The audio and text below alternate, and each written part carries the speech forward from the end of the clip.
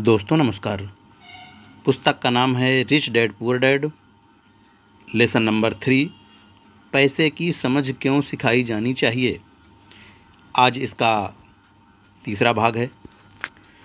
तो पिछले भाग में हमने जाना, मेरे डैडी बचपन में हमें बताया करते थे कि जापानी 3 ताकतों को मानते थे: तलवार की ताकत, रत्नों की ताकत और दर्पण की ताकत। अब इसको डिटेल से बताते हैं। तलवार हथियारों की ताकत का प्रतीक थी। अमेरिका ने हथियारों पर खरबों डॉलर खर्च किए हैं और इसी कारण वह आज विश्व में सबसे ताकतवर देश है। रत्न पैसे की ताकत का प्रतीक है। इस कहावत में कुछ तो सच्चाई है। यह स्वर्णिम नियम याद रखो, जिसके पास स्वर्ण है वही नियम बनाता है। दर्पण ज्ञान का प्रतीक है। जापानी दंत कथा के अनुसार यह आत्मज्ञान इन तीनों में सबसे कीमती वस्तु थी। गरीब और मध्यवर्गीय लोग अक्सर धन की ताकत से नियंत्रित होते हैं। वे सुबह सुबह उठकर कड़ी मेहनत करने यानी नौकरी करने चले जाते हैं और खुद से यह तक नहीं पूछते कि क्या ऐसा करना समझदारी है। पैसे की समझ न होने के कारण ज़्यादातर लोग पैसे की डरावनी ताकत को यह इजाज़त दे देते हैं कि वह उन्हें काबू में कर ले। पैसे की ताकत उनके विरोध में इस्तेमाल होती है। अगर वे दर्पण की ताकत का इस्तेमाल करते तो वे खुद से यह सवाल पूछते, क्या इसमें समझदारी है। बहुत बार अपनी अंदरूनी समझदारी पर भरोसा करने के बजाय लोग भीड़ के साथ साथ चलने लगते हैं। वह कोई काम इसलिए करते हैं क्योंकि सभी लोग ऐसा करते हैं। वे सवाल पूछने के बजाय नकल करने लगते हैं। अक्सर वे नासमझी के कारण वही दोहराते हैं जो उन्हें सिखाया गया है। इस तरह के विचार कि आपका घर आपकी सबसे बड़ी पूंजी है, आपका घर आपका सबसे बड़ा निवेश है। अगर आप ज़्यादा कर्ज लेते हैं तो आपको टैक्स में ज़्यादा छूट मिलेगी। सुरक्षित नौकरी खोजो, गलतियां मत करो, खतरे मत उठाओ। ऐसा कहा जाता है कि ज़्यादातर लोगों के लिए मौत से भी डरावनी चीज़ होती है भीड़ के सामने बोलने का डर। मनोवैज्ञानिक कहते हैं कि ज़्यादातर लोग सार्वजनिक मंच पर बोलने से इसलिए डरते हैं क्योंकि उन्हें यह डर होता है कि उनकी बुराई होगी, लोग बाग उनका हंसी मजाक उड़ाएंगे, वे अकेले रह जाएंगे, सबसे कट जाएंगे और बिरादरी से अलग थलग कर दिए जाएंगे। सबसे अलग होने का डर या अकेले रह जाने का डर ही वह सबसे बड़ा कारण है जिस वजह से ज़्यादातर लोग अपनी समस्या हल करने के लिए नए तरीके नहीं ढूंढते। इसीलिए मेरे पढ़े लिखे डैडी कहा करते थे कि जापानी लोग दर्पण की ताकत को सबसे ज़्यादा महत्व देते थे, क्योंकि जब इंसान दर्पण में खुद को देखता है तभी उसे सच्चाई का पता चलता है। और ज़्यादातर लोग खतरे मत उठाओ इसलिए कहते हैं क्योंकि वे खुद से डरे हुए हैं। यह किसी भी चीज़ के बारे में कहा जाता है, जैसे खेल में, संबंधों में, करियर में, धन में। इसी समाज से कट जाने के डर के कारण लोग लीक पर चलते हैं और समाज की स्वीकृत मान्यताओं या लोकप्रिय प्रवृत्तियों के खिलाफ नहीं जाते। आपका घर एक संपत्ति है। बिल कंसोलिडेशन लोन लो और कर्ज से बाहर निकल जाओ। कड़ी मेहनत करो, प्रमोशन का सवाल है। एक दिन मैं वाइस प्रेसिडेंट बन जाऊंगा। पैसे बचाओ, जब मेरी तनख्वाह बढ़ेगी तो मैं एक बड़ा घर खरीद लूँगा। म्यूचुअल फंड सुरक्षित हैं। टिकल मी एल्मो डॉल्स अभी स्टॉक में नहीं है, परंतु मेरे पास एक डाल रखी हुई है जो दूसरा ग्राहक अब तक मज़े नहीं लेने आया है। भीड़ के साथ चलने और पड़ोसियों के ऐशो आराम की नकल करने के कारण पैसे की बहुत सी समस्याएं पैदा होती हैं। कई बार हम सभी को दर्पण में देखने की ज़रूरत होती है और हमें अपने डर के बजाय अपनी अंदरूनी समझदारी से सोचना चाहिए। जब माइक और मैं 16 वर्ष के हुए तो हमें स्कूल में समस्याएं आने लगी। हम बुरे बच्चे नहीं थे, हम केवल अपने आप को भीड़ से अलग कर रहे थे। स्कूल के बाद और शनिवार रविवार को हम माइक के डैडी के लिए काम करते थे। माइक और मैं अक्सर घंटों तक उसके डैडी के साथ बैठे रहते थे जब वे अपने बैंकर्स, वकीलों, अकाउंटेंट, ब्रोकर, निवेशकों, मैनेजर्स और कर्मचारियों के साथ चर्चा करते थे। माइक के डैडी ने 13 साल की उम्र में स्कूल छोड़ दिया था। और अब वे पढ़े लिखे लोगों को रास्ता दिखा रहे थे, उन्हें आदेश और निर्देश दे रहे थे, उनसे सवाल पूछ रहे थे। पढ़े लिखे लोग उनकी एक आवाज़ पर दौड़े चले आते थे और उनके गुस्से से डरते थे। यह आदमी कभी भीड़ के साथ नहीं चला। इस आदमी ने खुद के दम पर सोचा और फैसले लिए। उन्हें इन शब्दों से चिढ़ होती थी, हमें इसे इस तरह से इसलिए करना पड़ेगा क्योंकि सभी लोग इसी तरह से करते हैं, वे नहीं हो सकता। इससे भी बहुत चिढ़ते थे। अगर आप उनसे कोई काम करवाना चाहते थे तो आपको बस इतना ही कहना था, मुझे लगता है कि आप इसे नहीं कर सकते।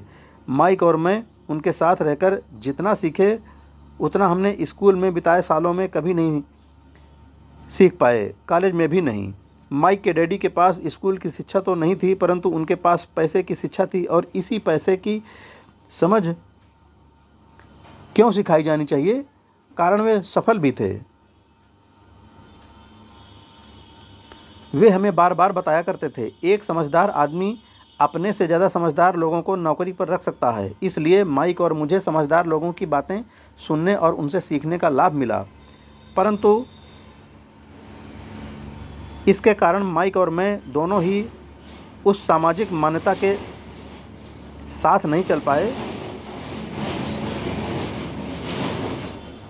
जो हमारे शिक्षक हमें सिखाते थे, और इस वजह से कई समस्याएं पैदा हो गईं। जब कोई टीचर कहता था, अगर तुम्हें अच्छे नंबर नहीं मिलते हैं तो तुम दुनिया में कुछ नहीं कर सकते हो, तो माइक और मैं अपनी भौहें चढ़ा लेते थे। जब हमें घिसे पिटे ढर्रे पर चलने को कहा जाता था और नियमों का अक्षरशः पालन करना सिखाया जाता था, तो हमें यह लगता था कि स्कूली शिक्षा दरअसल रचनात्मकता का गला घोंट देती है।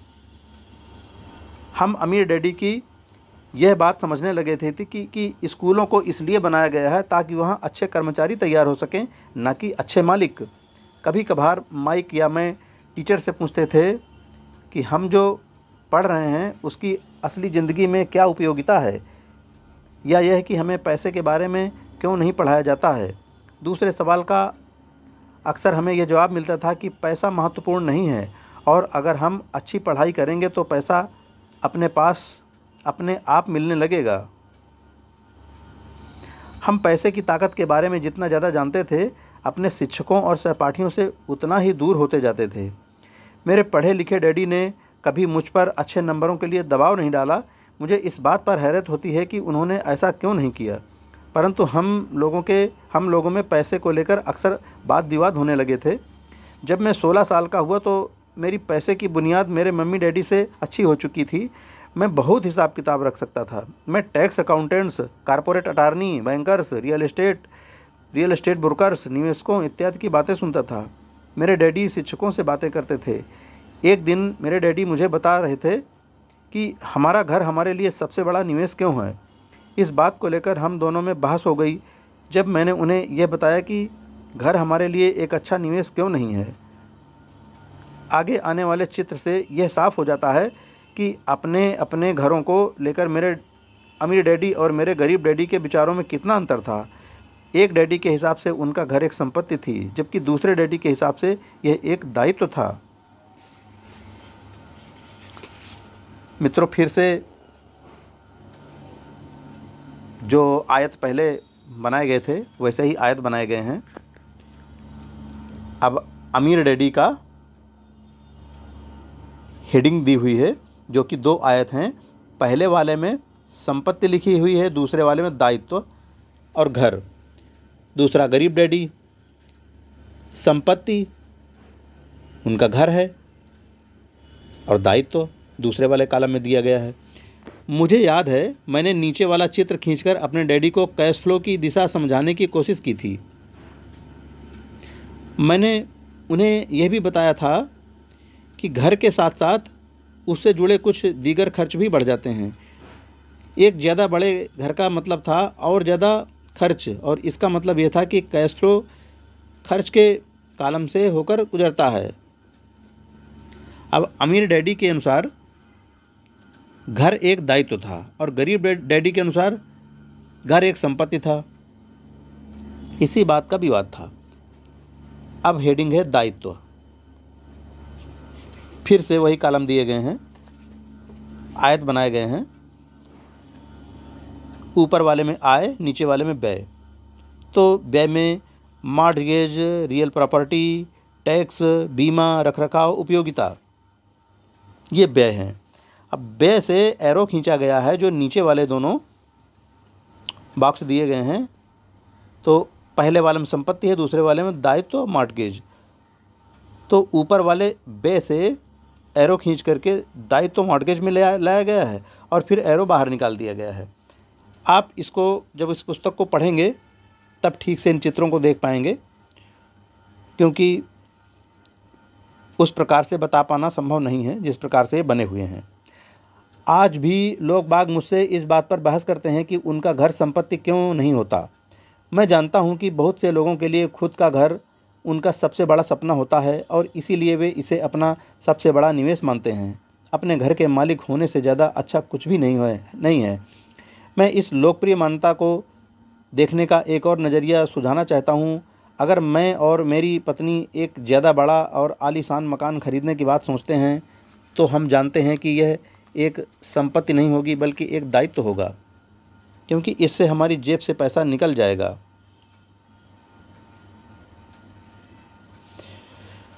तो यह रहा मेरा तर्क। हालांकि ज़्यादातर लोग मुझसे सहमत नहीं होंगे, क्योंकि घर एक भावनात्मक चीज़ होती है और जब पैसे का सवाल आता है तो भावनाएं पैसे की समझ को हरा देती हैं। मुझे व्यक्तिगत अनुभव से पता है कि पैसा हर फैसले को भावनात्मक बना देता है। अब नंबर 1, जब घर की बात आती है तो मैं यह बताना चाहता हूँ कि ज़्यादातर लोग उस घर की कीमत चुकाने के लिए ज़िंदगी भर काम करते हैं जिसके वे कभी पूरी तरह मालिक नहीं होते। दूसरे शब्दों में, ज़्यादातर लोग एक घर खरीदने के कुछ सालों बाद दूसरा घर खरीदते हैं और हर बार पहले मकान के लिए जो कर्ज वे लेते हैं उस पर उनके पास हर बार फिर से 30 साल का नया कर्ज हो जाता है। दूसरा नंबर, हालांकि लोगों को मॉर्टगेज पेमेंट पर ब्याज के लिए टैक्स में छूट मिलती है, परंतु वे अपने दीगर खर्चों के लिए टैक्स के बाद मिलने वाले डॉलरों का उपयोग करते हैं अपनी मॉर्टगेज पूरी तरह चुकाने के बाद भी। तीसरा नंबर, प्रॉपर्टी टैक्स। मेरी पत्नी के मम्मी डैडी को धक्का लगा जब उनके घर का प्रॉपर्टी टैक्स $1000 प्रति माह तक पहुंच गया। यह तब हुआ जब वे रिटायर हो चुके थे और इस बढ़ोतरी से उनका रिटायरमेंट के बाद का बजट गड़बड़ा गया और उन्हें मजबूरन मकान बदलना पड़ा। चौथा, घर की कीमत हमेशा नहीं बढ़ती। मेरे कुछ दोस्त हैं जिन्होंने अपने घर के लिए कर्ज लिया था। उन्हें $10 लाख से भी ज़्यादा का कर्ज चुकाना है, पर आज उस घर की कीमत $7 लाख से ज़्यादा नहीं है। पाँचवा नंबर, सबसे बड़े नुकसान अवसर गंवाने की वजह से होते हैं। अगर आपका सारा पैसा मकान में फंसा रहता है तो आपको ज़्यादा कड़ी मेहनत करनी पड़ती है ताकि आपका खर्च चलता रहे। इस दौरान आपके संपत्ति वाले कॉलम में कोई बढ़ोतरी नहीं होती है। अगर एक युवा पति पत्नी शुरुआत में ही अपना पैसा संपत्ति वाले कॉलम में लगाएं तो उनके आगे के साल आराम से गुजरेंगे, खासकर उस समय जब वे अपने बच्चों को कॉलेज में भेजेंगे। इस दौरान उनकी संपत्ति भी बढ़ जाएगी और उनके खर्चे भी आराम से चलते रहेंगे। अक्सर ऐसा होता है कि आपका घर आपके बुढ़ापे, आपके बढ़ते हुए खर्च के भुगतान के लिए होम इक्विटी लोन का साधन बन जाता है। संक्षेप में, अपना घर खरीदने का फैसला बहुत खर्चीला पड़ता है। इसके बजाय बेहतर यह होगा कि जल्दी ही इन्वेस्टमेंट पोर्टफोलियो बना लिया जाए। किसी आदमी पर इसका असर कम से कम 3 तरह से पड़ता है। नंबर 1, समय की बर्बादी, क्योंकि इस दौरान दूसरी संपत्तियों का मूल्य बढ़ गया होता है। दूसरा नंबर, अतिरिक्त पूंजी की बर्बादी, जिसे दोबारा निवेश किया जा सकता था, जबकि घर खरीदने के बाद आपको घर से सीधे जुड़े बहुत से खर्च उठाने पड़ते हैं। तीसरा नंबर, शिक्षा की बर्बादी। अक्सर ऐसा होता है कि लोग यह मानते हैं कि उनके संपत्ति वाले कॉलम में उनका घर, बचत और रिटायरमेंट प्लान आते हैं। क्योंकि उनके पास निवेश करने के लिए पैसा नहीं होता, इसलिए वे बिल्कुल भी निवेश नहीं करते हैं। इस कारण उन्हें निवेश का अनुभव कभी नहीं मिल पाता है। ज़्यादातर लोग कभी एक समझदार निवेशक नहीं बन पाते और सबसे बढ़िया निवेश सामान्य तौर पर सबसे पहले समझदार निवेशकों को बेचे जाते हैं, जो बाद में उन्हें सुरक्षित खेलने वाले लोगों को बेचते हैं। मेरे पढ़े लिखे डैडी का फाइनेंशियल स्टेटमेंट चूहा दौड़ में फंसे व्यक्ति का सबसे अच्छा उदाहरण है। उनके खर्च हमेशा उनकी आमदनी से ज़्यादा होते थे, इसलिए उन्हें संपत्ति में निवेश करने का मौका ही नहीं मिलता था। इसका नतीजा ये होता था कि उनके दायित्व जैसे मॉर्गेज और क्रेडिट कार्ड के कर्ज उनकी संपत्ति से कहीं ज़्यादा होते थे। अगला चित्र 1000 शब्दों की तरह एक कहानी बताता है। पढ़े लिखे डैडी का फाइनेंशियल स्टेटमेंट। अब 2 आयत दिए गए हैं, यानी 2 कॉलम दिए गए हैं पहले की तरह पढ़े हुए। ऊपर वाले में आय है, दूसरे वाले में व्यय। नीचे 2 कॉलम हैं, एक छोटा सा खड़ा, दूसरा एक पड़ा,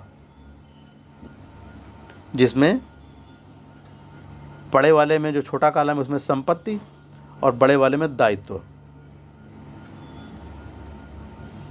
दूसरी तरफ मेरे अमीर डैडी का फाइनेंशियल स्टेटमेंट यह दिखाता है कि वे जी जान लगाकर निवेश कर रहे थे और उन्होंने अपने दायित्वों को कम से कम रखा था।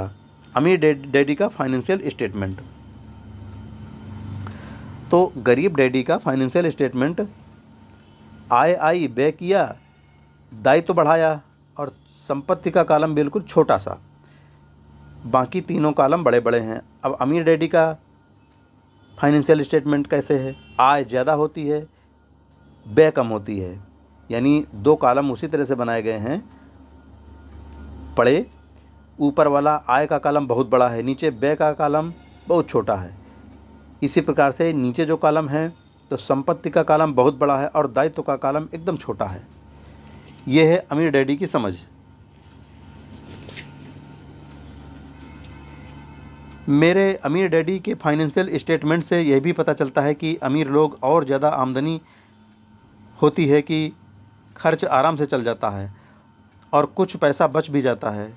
इस बचे हुए पैसे को एक बार फिर से संपत्ति वाले कॉलम में दोबारा निवेश कर दिया जाता है। संपत्ति वाला कॉलम बढ़ता रहता है और इससे होने वाली आमदनी भी बढ़ती रहती है। नतीजा यह होता है अमीर लोग और ज़्यादा अमीर होते जाते हैं। अब अमीर लोग और ज़्यादा अमीर क्यों होते जाते हैं? यह कॉलम फिर से बने हुए हैं। कैसे? सबसे पहले ऊपर कॉलम बना हुआ है आय का, ये वर्ग बना हुआ है बड़ा सा। उसी से जुड़ा हुआ दूसरा कॉलम है छोटा सा व्यय का। फिर नीचे 2 कॉलम बने हुए हैं संपत्ति का, जो अमीर डैडी का कैश फ्लो है वही वाला। संपत्ति का बड़ा सा कॉलम, दायित्व का छोटा सा कॉलम। अब ऊपर के आय वाले कॉलम से एरो निकाले गए हैं 2 ठो, तो सीधे संपत्ति वाले कॉलम में आए हैं। यानी इसका मतलब ये है कि आय जैसे ही हुई तो संपत्ति वाले कॉलम में उसको ले गए, क्योंकि व्यय और दायित्व छोटे छोटे रखा है। अमीर डैडी ने और अमीर लोगों का ऐसा ही कैश फ्लो होता है। और उससे संपत्ति खरीदा और उस संपत्ति से फिर से आय होती है, तो फिर से एरो घूम के वहीं आय वाले कॉलम में पहुंच जाता है। मध्य वर्ग के लोग हमेशा पैसे की तंगी से जूझते रहते हैं। उनकी मूल आमदनी तनख्वाह से होती है और जैसे तैसे उनकी तनख्वाह बढ़ती है, उनके टैक्स भी बढ़ते जाते हैं।